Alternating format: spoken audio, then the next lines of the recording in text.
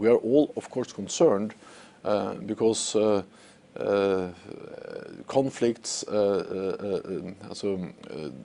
situations that can evolve in that region will have implications for all NATO allies and the whole alliance. The British Foreign Secretary Jeremy Hunt at that same meeting said that there is a risk of a conflict happening through an error of judgment, through a mistake. I mean, would you share that assessment then? When we have military forces, as we see in that region, there is always a risk for miscalculations. That's exactly why it is important that that all involved convey very clear messages to avoid any miscalculations. And I think also that's what the United States is doing exactly is doing now. But again, this is a U.S. decision, a U.S. deployment, so it's not for me as Secretary General of NATO to speak on behalf of the United States. Yeah, but I mean, you and I both know that when the United States decides to do something militarily in a big way around the world, it does tend to drag in NATO states, if not actually NATO under a NATO flag. I mean, NATO states start to become heavily involved. And that's also the reason why I welcome that the United States is consulting closely with NATO allies on different levels, in different ways. And I just wonder though, from where we sit, you see, we look at, we know what goes on in terms of military assets that can send to the region. We see the rhetoric coming out of Tehran and Washington.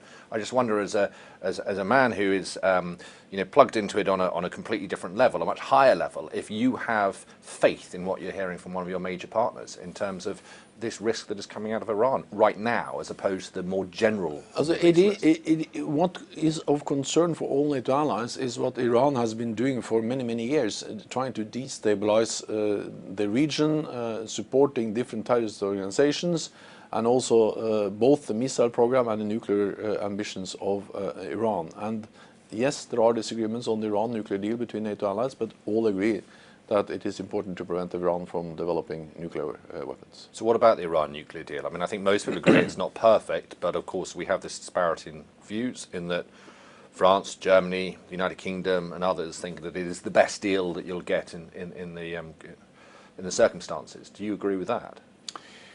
So, as I said, the challenge when it comes to the Iran nuclear deal for NATO is that we have not been able to have a unified position. We welcomed the deal as NATO back in 2015 when the deal was signed, because we at that time assessed that this would help to reduce the risk for the likelihood of Iran developing nuclear weapons. We don't have that common position today. Everyone can see in the public also debate that there are different views between NATO allies, and in particular the United States have a different view than, for instance, European allies have on this issue. That's a fact. I regret that we don't have a common position, but that's a fact. Huawei is one of the main security issues currently dominating headlines here in the UK. What is your position on Huawei and the threat, or perhaps not a threat, that it poses to Western society? Well, the question of infrastructure, telecommunications infrastructure, 5G is of great importance for all NATO allies, partly because it will affect how we organize our societies in the future. It will affect all critical infrastructure, and it will also have security implications. At the same time, these are national decisions, and NATO allies are now addressing or discussing the requirements they will have for 5G.